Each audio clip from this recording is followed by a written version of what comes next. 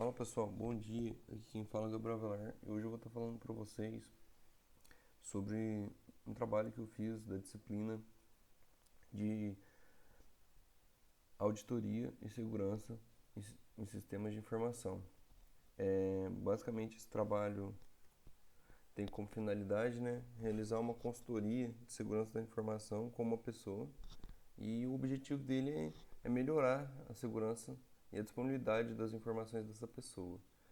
Porque na maioria das vezes as pessoas estão usando muitas TICs hoje em dia, que são as tecnologias de informação e comunicação, só que não tem muita noção de como se proteger, de como utilizar essas tecnologias de uma forma correta.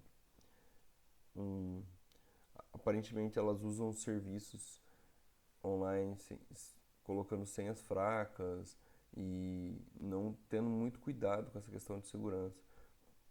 Até porque que não são, pelo fato de não serem muito instruídas sobre esse assunto e acabam que se deixam vulneráveis a ataques de cybercriminosos. Aí está a descrição do entrevistado, né? Ela é uma aluna do técnico agropecuária, né? E do IF de Minas Campos Machado. A minha, a minha motivação por ter escolhido uma aluna desse curso foi por causa que, além de ser minha amiga, ela é pelo fato de ela já ter me falado que não tinha muito conhecimento acerca da área, mas gostava de usar muito. E é isso. E ela, como eu falei, né, ela admitiu que não tem muito conhecimento na área, e apesar dela usar muito, e alega também nunca ter sido vítima de algum cyberataque. E pela análise que eu fiz no computador, no celular dela, pelo que parece, não tem nenhum tipo de ataque de malware ou qualquer outra coisa do tipo. Bom, eu vou falar um pouco sobre segurança da informação. A segurança da informação ela tem três pilares, que é a integridade, se aqueles dados que você tem ali, as informações que você tem são íntegras, sem ruídos e sem erros. A disponibilidade, que se essas informações estarão, é a garantia que essas informações estarão disponíveis para o usuário ou para o sistema de informação que ela vai ser usado. E a confidencialidade, que é se essas informações podem só ter acesso, elas só são acessadas por pessoas que têm os devidos direitos de acessá-las. Basicamente, esses três pilares, eles são muito importantes, né? Qualquer quebra em algum desses pilares é, acaba compromete a segurança, né? E é isso. Bom, ela descreveu, né, os serviços que ela utiliza online, que é o Facebook, o Instagram, o WhatsApp, o Gmail, o Outlook, Netflix e o aplicativo da Caixa, o aplicativo de banco online da Caixa. A descrição de como estava o processo de autenticação.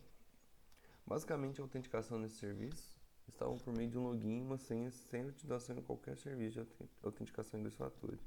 Basicamente, ela estava com o uso padrão, né, de autenticação, que é a autenticação de login e senha. Apesar da maioria desses serviços que eu citei ali atrás que ela usa ter autenticação em dois fatores, ela não utilizava.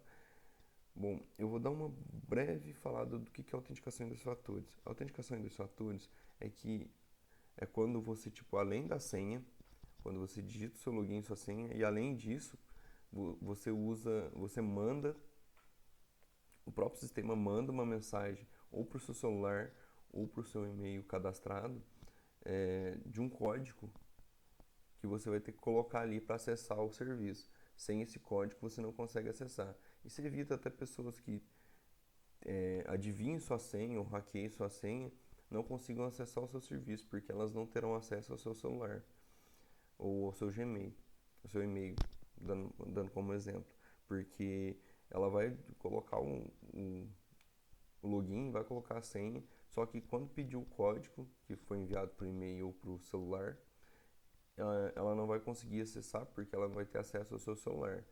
A menos que ela tenha acesso ao seu celular, que ela vai conseguir hackear dessa forma. Ou da mesma forma que aconteceu há pouco tempo aí, que está no caso dos noticiários, que foi o caso do juiz Sérgio Moro, que foi eles clonaram o chip dele, né, para acessar o Telegram dele. E quando você acessa o Telegram, pra você autenticar o número que você tá, ele basicamente manda uma mensagem pro número cadastrado. Então, como eles tinham clonado o, o número dele, eles receberam um código no celular deles e eles basicamente foram lá, acessaram e pegaram todas as conversas e fizeram aquilo que fizeram. Então, só dessa forma mesmo, para o processo de autenticação em dois fatores, é, pode ser quebrado.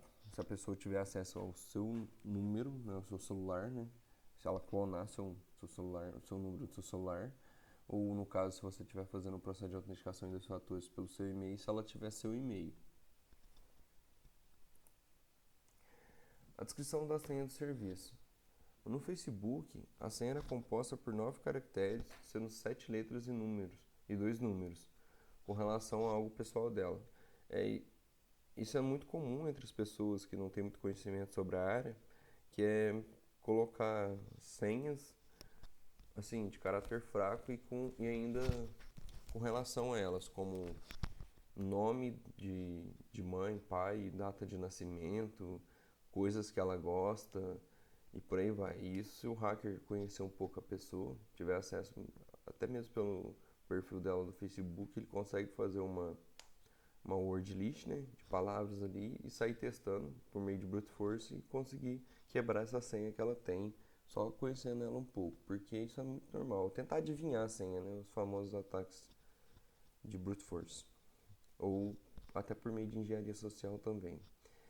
O Instagram. O Instagram, a senha era composta por 6 caracteres, sendo somente números e tinha relação com uma data familiar. Se você pegar bem, 6 números é algo muito fraco. Computadores com processadores, um exemplo seria os mais fracos hoje em dia, um Intel Celeron da vida, conseguem quebrar isso aí em menos de um segundo, fazer as combinações necessárias de 6 números em menos de um segundo, porque é de 0 a 10, não, é de 0 a 9, né? Então dá, dá um total de 100, mil, 1 milhão de combinações. E 1 milhão de combinações um processador faz em menos de um segundo. Um processador até dos mais ruinzinhos faz em menos de um segundo. Então consegue quebrar essa senha facilmente. E tinha relação com uma data familiar.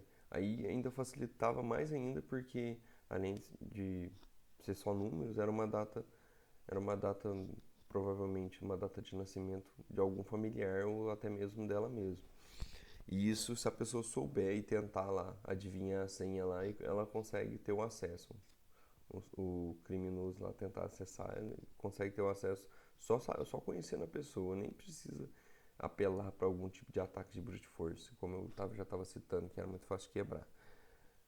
E o WhatsApp, ela não se utilizava de uma senha para autenticação em dois fatores. Sim, o WhatsApp ele tem um sistema de autenticação em dois fatores para evitar aquilo mesmo. Tanto ele quanto o Telegram tem essa configuração para evitar aquilo mesmo que aconteceu com o juiz Sérgio Moro, que é a pessoa clonar o chip e ter um acesso ao WhatsApp.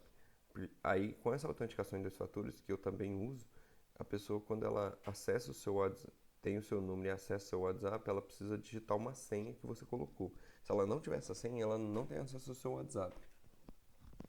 Então, coíbe essas ações de hackers que clonam os chips das pessoas, como aconteceu com o juiz Sérgio Moro. E o Gmail dela era igual a senha do Instagram, isso é muito comum com usuários leigos, que é usar a mesma senha de outro serviço de um outro serviço em outro serviço. Tem pessoas que até colocam a mesma senha para tudo. Então, se você consegue a senha de um serviço, você praticamente hackeia ela em todos os outros serviços, que já tem acesso a todos os outros serviços. E isso gera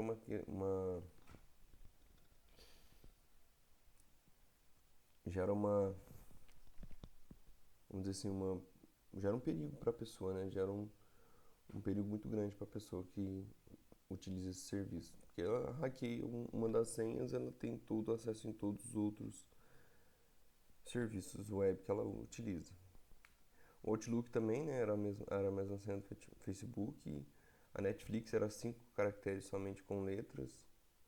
E, e o aplicativo da Caixa também era a mesma senha do Facebook. Como eu disse, imagina um aplicativo de banco, algo que você vai conseguir acessar suas informações bancárias e até por se conseguir fazer uma transação, mas aí já é um pouco mais complicado porque ela ainda, além de ter acesso ao aplicativo, tipo a senha do aplicativo, ainda tem assinatura digital, que aí ela teria que roubar essas informações para fazer alguma transação. Então, essas pessoas mais leigas não têm muita noção sobre isso e acabam acontecendo isso, né? Fazendo esse tipo de coisa, colocando mesmo assim em serviços diferentes. Bom, eu vou descrever o que eu fiz após a consultoria, as sugestões e as aplicações que a gente fez após a consultoria que eu fiz com ela. Bom, foi sugerida e aplicada a criação de senhas únicas para cada serviço, sendo senhas maiores com a combinação de letras, números e caracteres especiais. Basicamente é o que muitos sites hoje utilizam como obrigação, né? Colocar senhas de combinação de letras, números e caracteres especiais para que as senhas fiquem mais fortes e sejam mais difíceis de serem adivinhadas, de serem quebradas. E sendo senhas completamente aleatórias. Nesse sentido que eu falei aqui, completamente aleatórias, é sem relação com a pessoa, algum familiar, alguma coisa, algum gosto da pessoa, qualquer coisa que tem relação com a pessoa. Porque se outra pessoa conhece ela, ela consegue tentar adivinhar essa senha e obter sucesso. E guardadas pelo gerenciador de senhas do Google. Esse gerenciador de senhas, que tem muitos, tem vários, e o que eu sugeri foi o do Google porque ele é grátis. E tem outros pagos que são muito melhores, que tem muito mais configuração, mas é pelo fato de quando você fica criando senhas, combinações de letras, números, caracteres especiais totalmente aleatórios, você tem uma certa dificuldade para decorar aquelas senhas, ainda mais se você usa vários serviços na web. Então, você não vai conseguir decorar tudo. Então, você usa esse gerenciador de senhas para facilitar o serviço seu de você não ter que ficar gravando essas senhas na memória na sua cabeça, porque é muito difícil, muito complicado e às vezes você acaba esquecendo, então você perde o acesso a algum serviço porque você não lembra da senha. E foi sugerido e aplicado também o uso da autenticação em 2 fatores no serviço que disponibilizavam essa configuração. Bom, como eu disse, eu sugeri que ela utilizasse a autenticação em 2 fatores no seu Gmail, no seu Facebook e no seu Instagram, em todos os serviços que disponibilizavam isso, que é o Facebook, Instagram, WhatsApp, o Gmail, Outlook e a Netflix. O aplicativo da Caixa, pelo que eu vi, ele não tem essa possibilidade de autenticação em 2 fatores, mas pelo que eu vi também, o aplicativo da Caixa, ele só tem acesso só tem acesso a um dispositivo na sua conta se ele tiver cadastrado. Se não tiver cadastrado, você não consegue acessar. Antes dava para fazer isso e acessar de outro dispositivo outras contas, mas agora só dispositivos cadastrados. A última sugestão foi o uso de aba anônima ao usar computadores terceiros ou públicos e ao navegar em sites conhecidos, impossibilitando o rastreio das informações de navegação. Basicamente, quando você vai mexer com algum computador público ou de terceiro, para você não deixar nenhum dado de navegação seu, nenhum cookie ou nenhuma senha sua salva naquele computador e também para os sites, né? Porque os sites conhecidos, eles pegam essas informações suas de navegação e usam isso, vendem para outros sites para fazer publicidade direcionada, né? Então, o uso da aba anônima impossibilita o rastreio dessas informações de navegação, tanto histórico quanto cookies e por aí vai. Bom, vou falar dos dispositivos que ela usa, né? Esses serviços de TI, que é o notebook e o celular dela. No notebook, ela não utilizava nenhuma senha para o acesso ao dispositivo. Praticamente o computador dela, se você pegasse e abrisse, você conseguia acessar normalmente, sem nem precisar de senha. É um descuido muito grande que deixa a pessoa vulnerável. o celular usava uma senha numérica de 4 dígitos. Também se você pensar bem, é uma senha um pouco fraca, né? Que você consegue, se você tiver acesso ao celular, você consegue, assim, com mais facilidade quebrar essa senha, tentar adivinhar essa senha. E eu vou falar o que aconteceu depois da consultoria. Implementou-se uma senha grande com combinação de letras e números e caracteres especiais. É a mesma metodologia que eu usei nos outros serviços, só que a diferença aqui é que eu informei para ela não colocar uma senha muito aleatória, muito diferente, assim, que ela, algo mais, assim, que tem essa variação de combinação de letras, números e por aí vai, só que um pouco mais fácil para ela conseguir gravar, para ela conseguir ter acesso, porque nem sempre ela vai ter acesso ao gerenciador de senhas para ela saber qual que é a senha do computador ou do celular dela. Os dois foram a mesma coisa, optou pela mesma opção dessa senha grande para proteger mais o celular e os dispositivos dela em geral. Bom, agora eu vou falar dos dados, né? Ela mesma afirmou para mim que ela não fazia backup automático na nuvem das fotos, dos vídeos, dos contatos, dos documentos dela. Porém, essa configuração estava ativa no celular dela.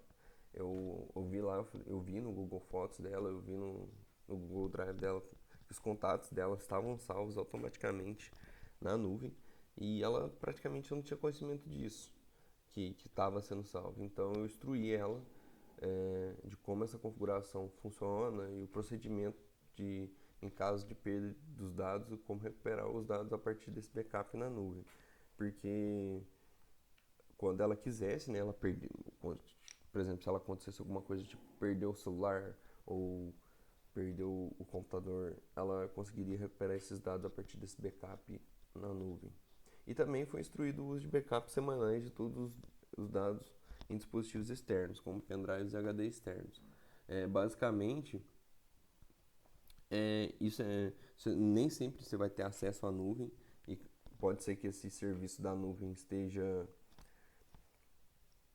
indisponível, então você não vai conseguir acessar seus dados quando você mais precisar, por assim dizer. Então é bom também ter um backup, além de um backup na internet, na nuvem, você tem um backup também em algum disco físico externo, como no caso de um pendrive ou um HD externo. Bom, as considerações finais, ela agradeceu muito, que ela viu que ela estava bem vulnerável, né, em relação a vários fatores. E